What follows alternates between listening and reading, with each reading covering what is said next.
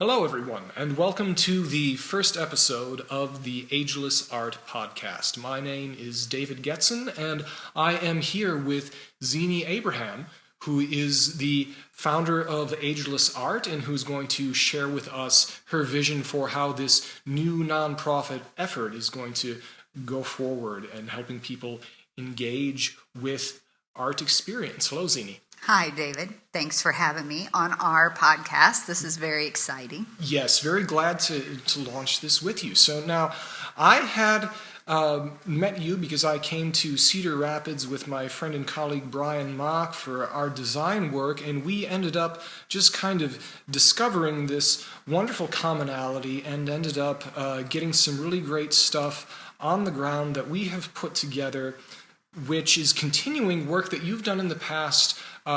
We're calling Ageless Art. What is the work that you have been doing, and how did you come across beginning it? I was asked by a friend of mine, Becky Cooper, who runs Above and Beyond Hospice and Home Care. She was looking for an art therapist, and I didn't have an art therapy degree, but I said, I think art is good for you even if you don't have a degree in art therapy, and any art that you do helps you feel better. So she agreed. And I think that was in the summer of 2017, and by January of 2018, we already had a schedule going together. She helped really get the idea off the ground with me, and I started going into nursing homes and just doing really simple projects. There was quite a learning curve, though. I recognized that in a lot of homes, they weren't allowed to use scissors, for it can be kind of dangerous for some folks. And there's a lot of motor skill limitations. And a lot of dementia and Alzheimer's patients have a hard time following directions. But through that, since 2018, I have learned a tremendous amount. And having taught elementary art in the past, I was able to use some of those projects and redevelop them so that we could meet the limitations and many times exceed any output that we had created, and really put out a fun project for anybody of any age. And that was kind of what sent me on the whole idea of ageless art, is that it's art for anybody. Anybody can do it. Right. That's one of the things that I have been really enthused about, that this work that you've begun is producing art with the elderly, and a thing that's really accessible. For example, there's great work that you've done with flower patterns. A lot of the art project work that you have been doing is something that you're currently doing with the elderly, but can be certainly applied to people at any age. Absolutely. Through this process and building more clientele, I've become known for what I do, and I've been asked to attend different therapy sessions. One of them was with Mercy Medical Center through their Sedlacek Treatment Center, and I provided art. And before I had even gotten my supplies packed up, they asked me when would I be back? And I thought that really meant that they enjoyed it enough that they asked for me to come back, and that they saw it as something that made them feel better. So it really is important to all aspects of life. I totally believe that we all need to be doing more art. Science proves that we have more creative ideas if we just sit and spend some time creating. And it doesn't matter it doesn't matter the kind of art that you do. If you sing to yourself in the shower, it helps you with your day. It's a wonderful thing. I totally believe that everyone should be singing as loudly as they can on their ride to work every day. I just think, for one thing, it loosens your voice up and makes you sound better. And for another thing, it just makes you feel better. When you walk in, you're a new person. And any art, it doesn't matter what it is, dancing, music of all sorts, it's really important, and we need more of it in our lives, not less. Well, I agree with that completely.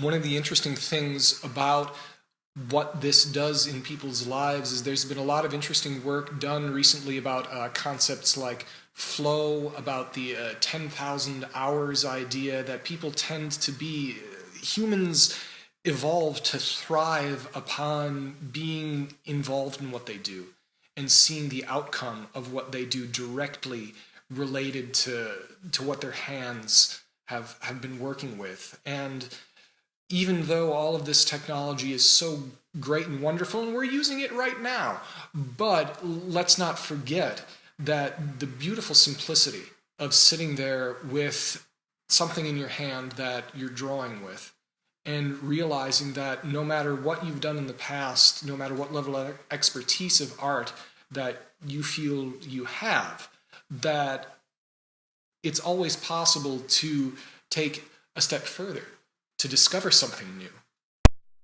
Oh, absolutely. But that's really where I seem to have some kind of superpower, I think, because I'm not sure where these ideas come from, but I seem to be able to come up with foolproof plans for art, and they seem so incredibly simple.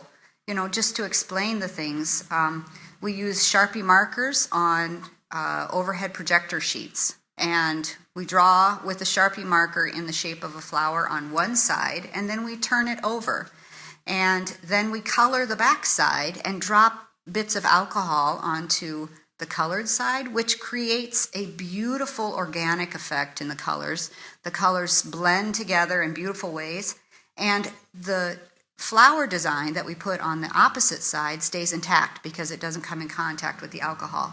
So you get a beautiful effect that you could never achieve easily any other way, and yet we don't even have to drag out paints to get this amazing colorful look to the plastic. And then we mount it on beautiful champagne colored paper, and when you hold it up and the ladies shine from within, or the gentlemen shine, it really, you can tell that you've made a difference. You've made someone really proud of a thing that they've made.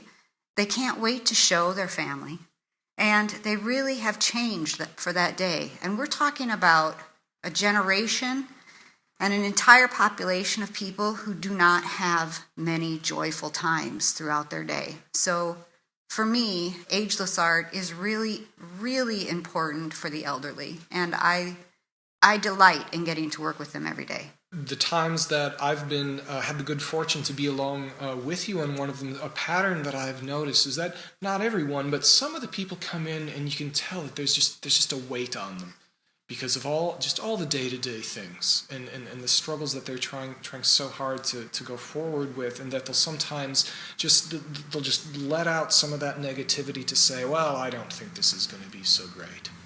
They so complain. I don't know if this is going to be nice. They complain the whole time. Right. Some of them are full of negativity. It really is a sad situation. But then there's a transformation. Absolutely. The minute that they have that piece of art and I hold it up away from them so that I can see their face, it's amazing. They just turn into someone different.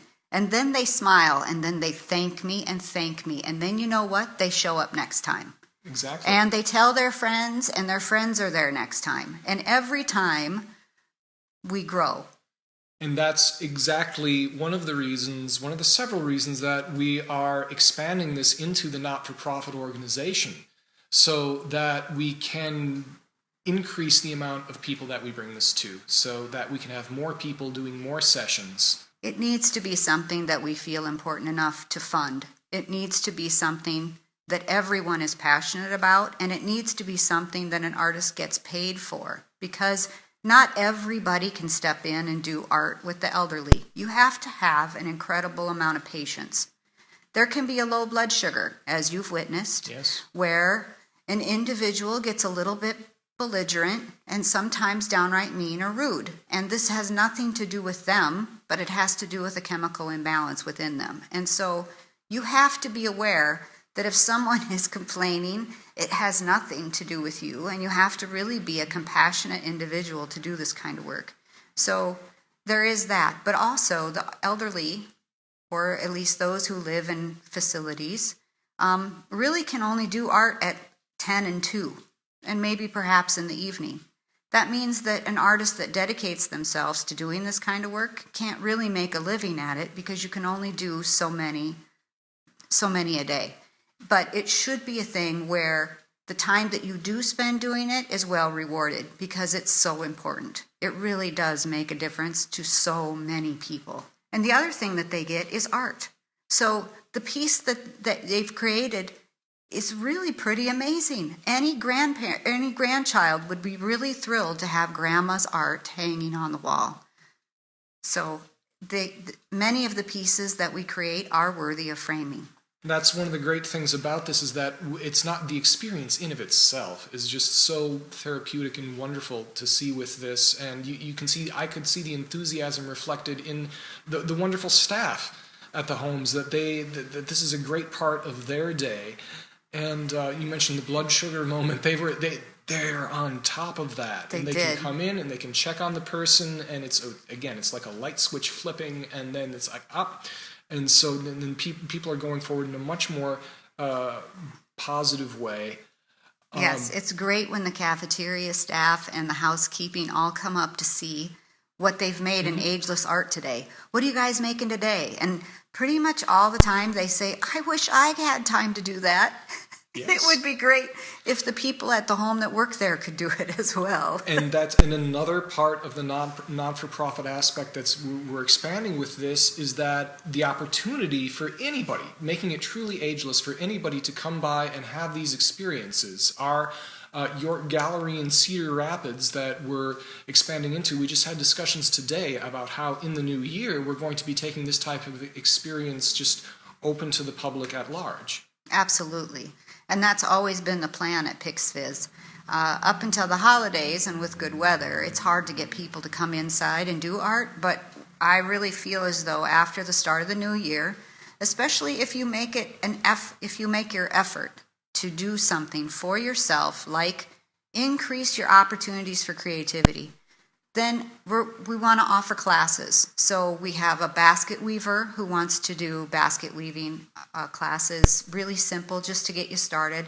We supply all the supplies and we give you a place.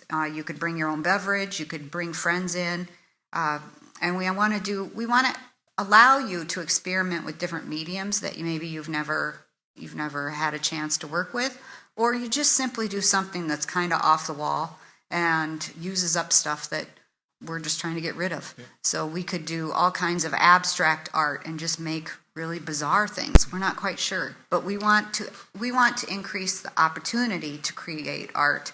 And there's something special that happens when you do it with a group.